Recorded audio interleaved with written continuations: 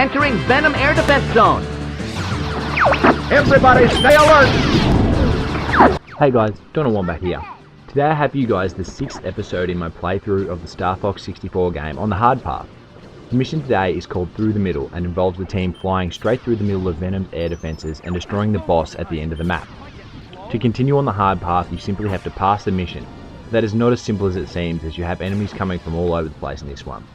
This is the last mission before reaching the planet Venom and facing the last two tough challenges. Probably the hardest mission in the whole game if you ask me, and it took a few goes to get it past it. Right, now on to the rest of the commentary. The first thing I wanted to talk about is Optic Gaming's competitive roster at the moment. In all honesty, what the hell is going on with all these changes?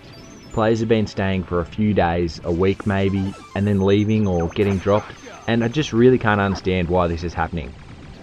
If you look at probably the most two successful Call of Duty teams in the past 4 or 5 years, they are Optic during the Modern Warfare 3 competitive era and Complexity during the Black Ops 2 era.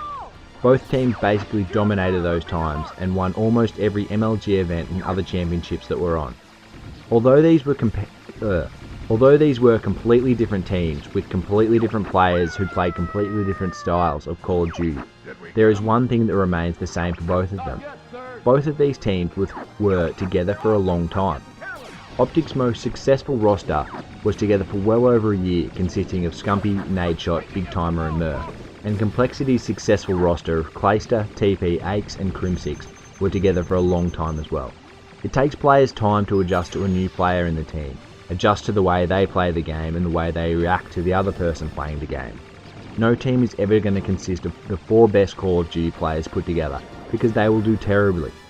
A champion team will always beat a team of champions. So if you look at this from an Optic perspective, Ricky went, Big Timer went, and Scumpi went, all at the same time. And what Optic did was, because they are a big brand and have a lot of power in the competitive gaming side of things, they went out and they got 3 new superstars. Clayster and Parasite, in my opinion, are 2 of the best Call of Duty players there are. But within a couple of days, that setup had already been changed because it wasn't working or something, or there was an argument or whatever it was. And I mean, it had been 2 days for fuck's sake. How did they know it wasn't working? Because they didn't win some crappy MLG 2K series online? In all honesty, nobody cares about those 2K series that are held. Yeah, you need pro points or whatever to compete in the big LAN events, but they are what really mean business. So how did whoever it was that made the decision to change this roster up straight away know that this team wasn't going to be dynamite at the LAN event? We will just never know now. There is a lot of speculation as to what is going on at the Optic house and what are the reasons for all these changes are, and nobody apart from those on the inside really know what for sure is going on. But I do know this. Optic was once a feared and respected competitive gaming team, and as of recent events they are becoming sort of a joke. It may be harsh, but it is my honest opinion.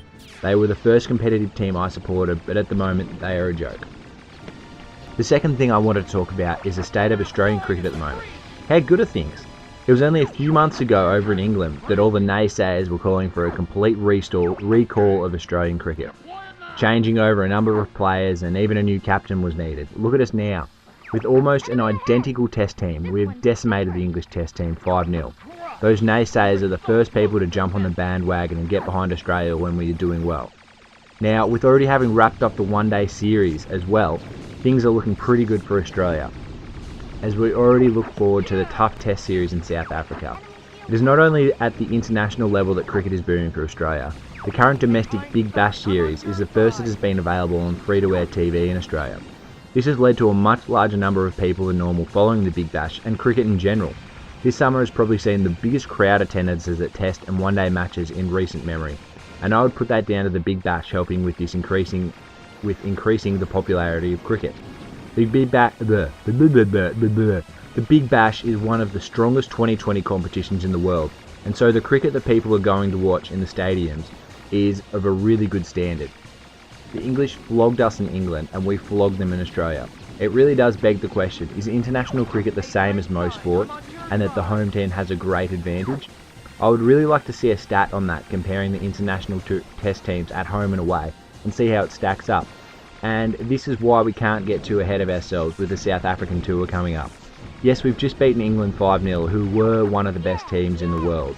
but South Africa is probably a better test team than they were, and they have the advantage of playing at home. Their players and selectors will be much more accustomed to the grounds being played on, and of course they will have the overwhelming support of the crowd, which really does help. I'll be rooting for Australia, and I think if we play like we have against England, then we will come away with this series for sure. Righto, so this is going to wrap up the video now. If you've enjoyed the video, then remember to hit that like button. If you're not a subscriber already, then it's only a couple of clicks away. I've been Wombat, catch you later.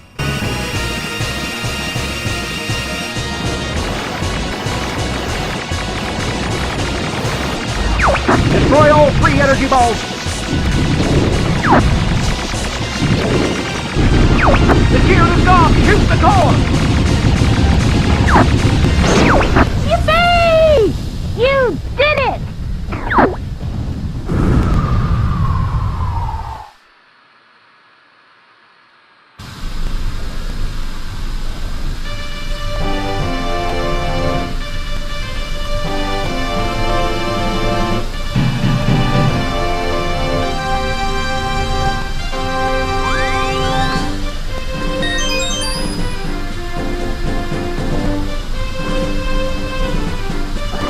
Hold on! We're entering Venom airspace!